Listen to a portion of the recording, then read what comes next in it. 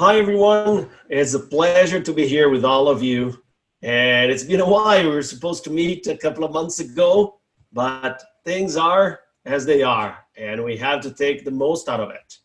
And it's a pleasure to be here, as I was saying, and we're going to talk about how disruptive it's the world. And I think it's right on time, but it's been here for a while. So let me get this straight. So I don't know if you know, but I'm Alberto Levy. I'm speaking from Madrid, and we're gonna talk about how to be stronger, more resilient, and smarter in the face of the unpredictability of the world.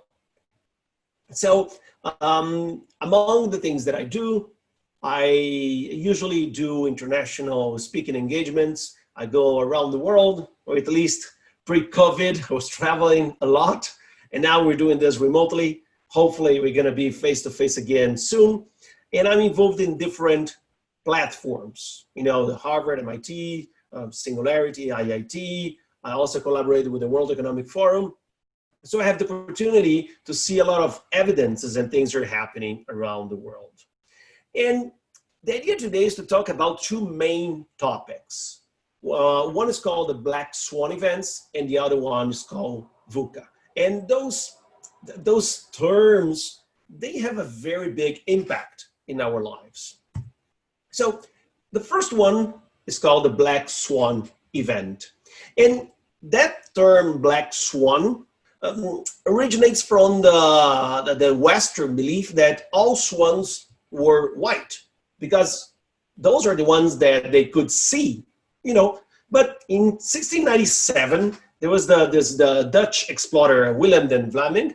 He discovered in Australia black swans. And this was absolutely unexpected in the scientific history, and profoundly changed zoology. So after they spotted this black swan, it became obvious other colors of swans could exist. So, and the theory about black swan events in our lives, it just came in 2007 from Nassim Taleb. And it was defined by something that's unpredictable, an event that's beyond what is normally expected from a situation. And it has potentially serious consequences. So they're extremely rare, they have severe impact, and the thing is, after it passed, it seemed obvious that this event could happen, you know. So we see, you know, that thunderstorm that's coming, we were not expecting it. Suddenly the weather changes and then comes, and why not? Why not? You know, other examples, in 2008, the crisis caused by the financial collapse in the US, it was a catastrophic global effect, you know, and only a couple of outliers could predict what would happen. You know, I don't know if you remember, Zimbabwe has the worst cause of hyperinflation in the century. You know, an inflation rate of over like almost 80 billion%. You know, the fall of the Berlin Wall, the effect of the internet, the financial crisis. You know, depends on who you ask, but you might say that Black Swan event was Trump getting to power, and definitely COVID-19. You know, Bill Gates were talking about, you know, possibilities, but nobody paid a lot of attention to him. And then we're in the middle of this right now. So that's a Black Swan event, you know, something that unexpected. But after it passed, we would say, yeah, why not? And the second term, and we're gonna spend a little bit more time with this, is called, it has like this weird name. Actually, it's an acronym that's called VUCA, right? VUCA, it was used, this acronym, it was used for the first time in 1987 by Warren Bennis and Bert Nanus. And it comes from volatility, uncertainty, complexity, and ambiguity. And it was introduced to describe exactly this, how volatile, uncertain, complex, and ambiguous was the world. But this was applied for the first time at the end of the Cold War. You know, there was the time, you know, And volatile because, changes are fast and significant. Uncertain because it's unpredictable. The events are coming are unpredictable. Complex because it depends on many factors. Things are not simple. They're all connected and it's very complex. And ambiguous because it's difficult to understand what is happening. And even though you're there and see a lot of evidence to see what's going on, it's hard to see what's going on. So a military operation considers a VUCA environment where there's no information on security regarding the situation. But a mission must be carried out and will be carried out anyway. And then we think about us and entrepreneurs, and it's not very different, right? I mean, we got into the market and we see things, but they're kind of like hard to understand, but we know that we have to go on no matter what. Maybe we pivot, but we have to be prepared and organized for that. So this is like one of the typical images that we have when we're doing things on the lab. We must know how to manage this context very well, right? And we live in cycles. This VUCA thing was coined after, the Cold War, but wow, that's VUCA again. And you know what? We're going to have VUCAs. And some people here even say it was in a conference yesterday, this is a super VUCA moment. Yeah. But let's understand each one of those words.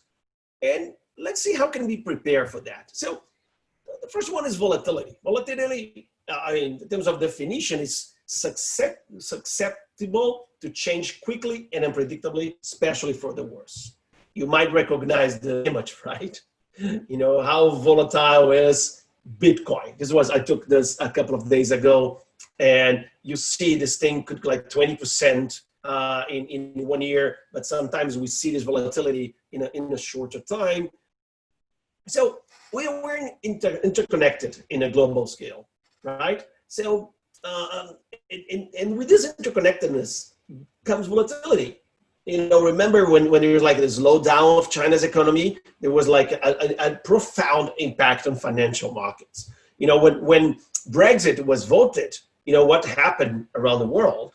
When there are terrorist attacks, then can absolutely destabilize global economies and relations. Imagine for startups, that can affect the supply chain of products, could change the price of things, local currencies, international currencies, volatility in cryptocurrency, volatility in a sandstorm coming to a city, and even in the price of commodities, right? Rising, falling in really short time.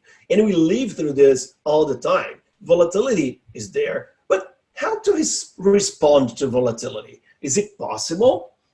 Yeah, I mean, we know that things are, moving faster. So volatility became almost the norm, right? I mean, if we compress in time, all changes are happening with startups, how we're changing the world. I mean, and just because it's volatile doesn't mean it's unpredictable. I mean, we can see things change, but now they're faster. And disruptive innovations, they create this volatility, but does not create uncertainty. If we understand this dynamic of disruption, we can make very accurate predictions. And I know you recognize this image, right? The quantum computer from IBM.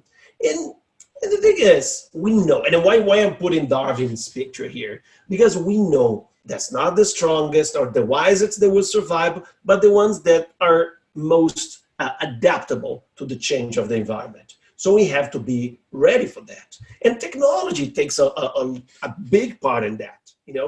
If we understand technology, we see the trends, we can anticipate the next steps. We can collect data, transform data into information, agility, and be able to transform continually.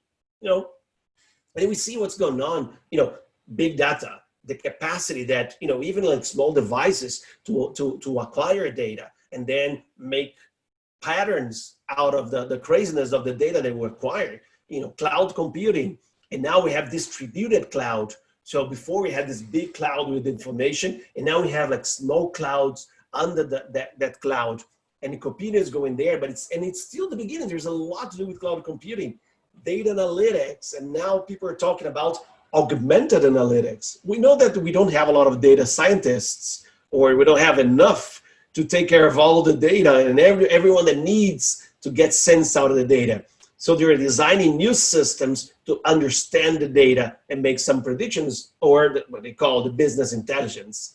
We see an empower edge. Instead of sending to the cloud and waiting for the processing to come back, you know, we can decrease the lag time by making devices smarter, like a drone that can be sent somewhere and able to trigger actions without sending to the cloud and then back really quick.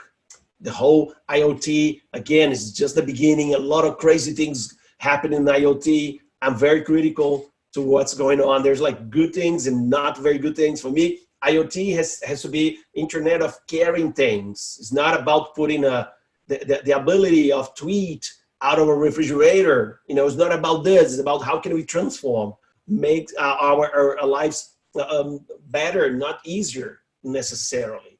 And we see artificial intelligence. So we see all those big trends, and those trends are very important.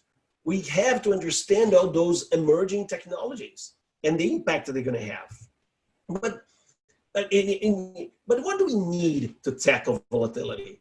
One thing that's very important is rationality, analysis, and critical thinking. You know, if we talk about the cognitive skills of critical thinking, we talk about analysis, interpretation, evaluation, explanation, inference, and self-regulation. It's very, very important.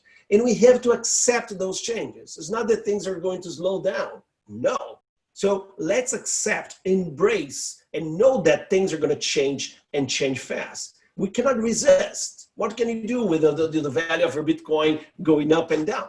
You know, and your team, our team, you know, the team of our project has to be, you know, it has to be strong. We need like a vision and be ready to navigate towards this vision. Okay? So let's move to the second one, uncertainty. And again, we're going to start with the definition of uncertainty. Something uncertain is what cannot be relied on, you know, not known or undefined, uncertain. And it refers to the extent to which we can confidently predict the future. You know, how can we predict the future? I need something that's certain. But this is the inability of people to understand what's happening. You know, so it's hard to see what's ahead of us. You know, can we go and see further from what is in this picture? You know, the more uncertain the world is, harder it is to predict. The situation we currently live on, because of the virus, but also because of other variables, it brought us this moment of living in a sea of uncertainty. I mean, the laws are changing, the rules are changing, the directions are changing. Depends on where you live. You know, the national information is different from the state or the local information, and we don't know, who do we trust? You know, because naturally, as human beings, we love to anticipate situations, you know, and some people use data, some people use our own experience, but a lot of things are happening now cannot be based on experience. You know, have we lived what's happening today? You know, even with other, you know, H1N1s, talking about, you know, the sanitary crisis, and SARS and MERS, it's different what's happening now. And you know that exists something called the World Uncertainty Index? Yeah, and it's an indicator that measures uncertainty. And if you see it, you see those important global milestones, right? The global economic slowdown, recession after 9/11, and Iraq, and SARS, and so on. But we're living now in a moment that never, in a way, never happened before, where our levels of uncertainty is still growing. And even after, you know, Trump's and Brexit, and even what's happening in Catalonia, moved this uncertainty index. And wow, so we're living in a very uncertain world. And if you see some examples, imagine like, competitors launching a new product and not understanding how the market's going to behave. I mean, think about us. We live in uncertainty, right? We work with hypotheses. We're entrepreneurs. Everything is based on hypotheses, educated ones, and then we have to validate. And I don't know if you remember this product. Maybe you were too young to do so, but it was one of the biggest flops from Nintendo. I have one of those working conditions in my house. But this is an example that even a giant that was on the top of his game, of its game, could not predict everything. Virtual Boy was, in my opinion, ahead of its time. But the disruptions are seen everywhere and brings uncertainty. Of course, you recognize this picture, yellow cabs in the US, in New York, specifically this picture, and most of those cars, they're working, in working conditions. But there's a sentence that goes along with this picture that is, one day you wake up and you find out you've been Ubered. Suddenly you've been Ubered. It's what happened. The medallion, the license to drive one of those, in a moment in time could cost even like $1 million. People who save their whole lives and get this medallion, this license to drive those yellow cabs and now I have to say it's not $1 million, and the impact of every Airbnb in the hospitality industry. And, it brings uncertainty, but how to respond? And I was wondering how to respond to that. And I found an amazing article. And the article was in Harvard Business Review, and it's called The 2 Traits of the Best Problem-Solving Teams. Because I think the answer is on people. So there is Reynolds and Lewis, the authors of this article, they identified 4 types of teams.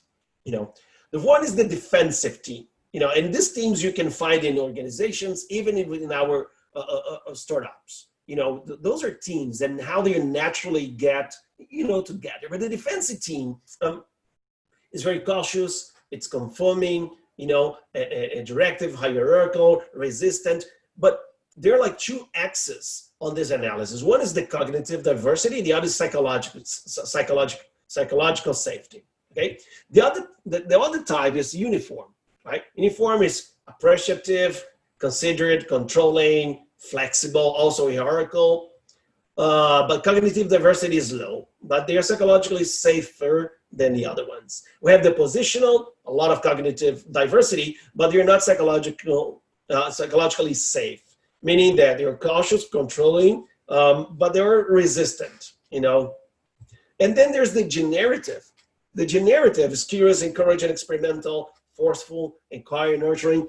As you can see, this generative has a high cognitive diversity and high psychological safety, meaning that it's okay to not have the same opinion. We're not here to have uniformity, but we're here to generate new ideas based on our diversity, and this is very important. And we see that the most successful teams are those that are generative. They have positive behaviors and emotion. It's not that we have to be in a box and say yes to everything. In our team, we have to speak out. And this is very important because it's necessary to establish our working environment in our startups, in any organization.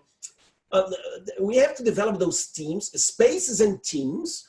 They're capable of understanding problems and also generating new ideas and devising new solutions. And I've spoken to a lot of CEOs of Fortune 500 companies, and they have the same problem. Usually the board of directors, they have the same ideas over and over again. They've been together for a while. The ideas, they more or less the same. And usually they say yes to any idea of the chief of the board, of the head of the board. So we need, diversity, but we need to establish an environment, that would accept those challenges and new ideas. And I was thinking about, what do we need? I mean, we need problem-solving skills. and design thinking, lean methodologies. I mean, everything that we're trained to develop our startups, they're amazing for that. We have a great advantage on times of uncertainty. Come on, since the very beginning, with the spark, before the idea, we are living in the uncertainty. So because uncertainty, some people see as risk. Let's go to complexity. So again, let's define. It's consistent of many different connected parts. This image for me is complexity. Is the number of factors that we must take into account. The variety and the relations between them. And sometimes things are complex. The more factors you have, the greater the variety, and the more they are interconnected, the more complex is the environment. The more complex the world is, the more difficult it is to analyze. And sometimes people are complex. And again, we do not design for the sake of the product, we design for people. Those complex situations, they have innumerable interconnected parts and variables, and everything that you move has an impact on others. I mean, if we operate internationally and it's becoming more a norm, after a while, after validate locally, we start going to see other, countries and other regions, it increases the complexity, not only on currency, but also on policies and laws, and even like a geopolitical, economical, social contexts. And it's becoming complex. Complex is, those microprocessors that have like billions of transistors, and people say complex as teenagers, right? So complexity, how to respond to complexity, right? And there are a lot of ways to deal with complexity. One of them is about learning, it's about connecting and it's about learning. And this image that you see is becoming the norm for a lot of people. We're video conferencing, but through educational platforms, quality training, we can have access to knowledge. And this is very important. I mean, you might know about Khan Academy, have heard about MOOCs, right? A massive open online courses. MIT, the open courseware, is also teaming up with Harvard. There's a lot of amazing platforms that we can have access to the information of the world. You can learn a new language. And what is funny, I mean, I love Duolingo, is that you can also learn High Valyrian or Klingon if you're interested in. But information is there, and we have to have access to information, be critical to that. There's an amazing project that was just released this past month that I'd like to share with you. Look at this.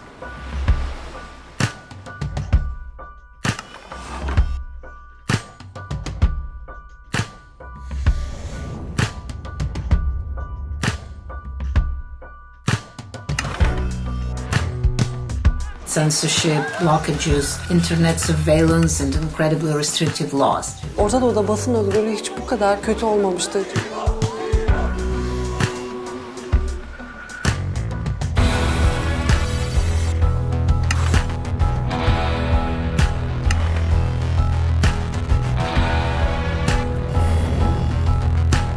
I'm Yulia Berezovskaya. I run Granny.ru, which is blocked in Russia. My name is Nguyen Van Dai. I am a news broker from Vietnam. I was sentenced 15 years in prison. Benim adım Hatice Cengiz. Cemal Kaşıkçı'nın nişanlısıyım.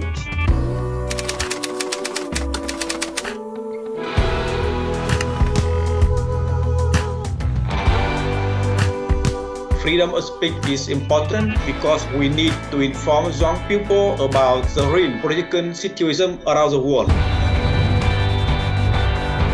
The Uncensored Library is a bold use of Minecraft. It really encapsulates everything that's great about this game and the community that it's created.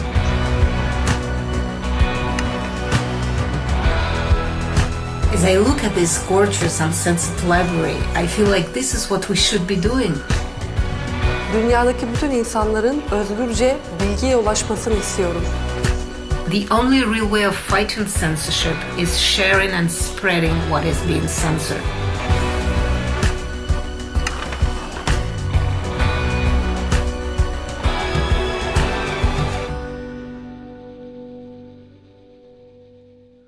It's an amazing project. You might even like censor some texts, but you cannot censor everything. You're always going to find ways of doing things. And this is very important. And what do we need? We need knowledge and active learning.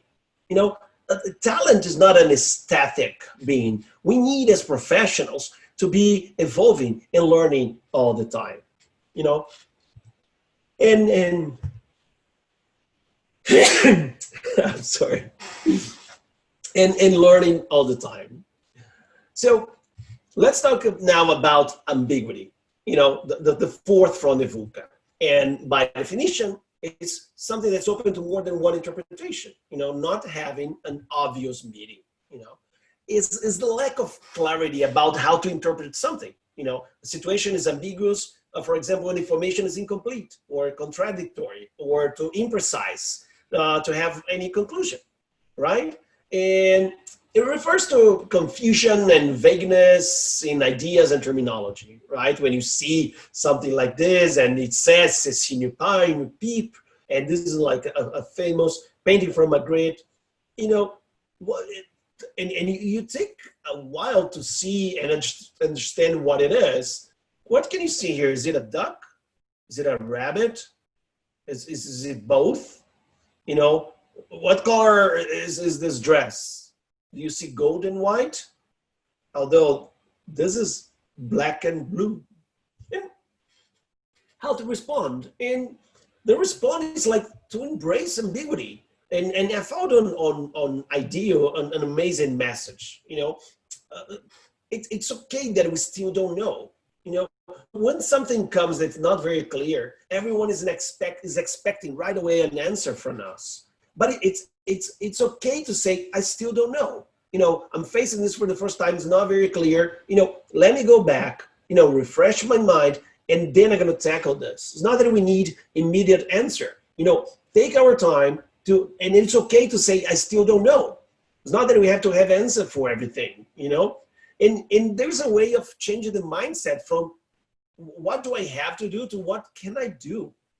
You know, so leave this, you know, pressure and obligation on the side and see what can we do.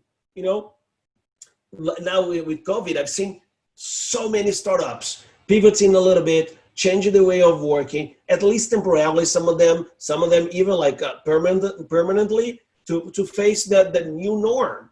You know, so what do I have to do? No, what can I do? What can I do to help? It's about, you know, protecting gear, it's about information, it's about, you know, data. What can I do? It's not that I have to do, but what can I do? And it changes our mind, you know, and change the context is so good. You know, how to detach. Let's get new inputs. Sometimes it's, if you're in agri-tech or fintech, or we just stay there. You know, there's like a cross-pollination between industries that's amazing. That's very rich. So we have to change the context, get new inputs, and then you're going to have new outputs. And then I was thinking, what do we need? We need, you know, effective communication and emotional intelligence to tackle ambiguity, communication. And human beings, we're not very good at communicating, even if we speak the same language. There are like so many ways of speaking things differently, but we need this emotional intelligence to be able to tackle this and make sense out of things. So on conclusion, is, you know, is about us, right? It's about, you know, startups. We're the most prepared, even though we're not prepared for, we're the most prepared to tackle what's out here. You know, when you talk something that's volatile, uncertain, complex, ambiguous, volatile because change fast and significant, we challenge this through rationality. You know, the uncertainty of the world, of unpredictability of events, with our problem-solving skills going to help us a lot. You know, complexity that depends on many factors is about knowledge and active learning. The more you know, the more elements of this complexity you understand, and you can tackle it better. And to tackle ambiguity, because it's difficult to understand what's happening, we need effective communication, emotional intelligence. So definitely, we have all the tools to face this VUCA or super VUCA time. And because other VUCA moments will come. And as professionals, human beings, world citizens, entrepreneurs, and change makers, we have to be prepared for this wave of disruption and the next waves of disruption. Thank you very much.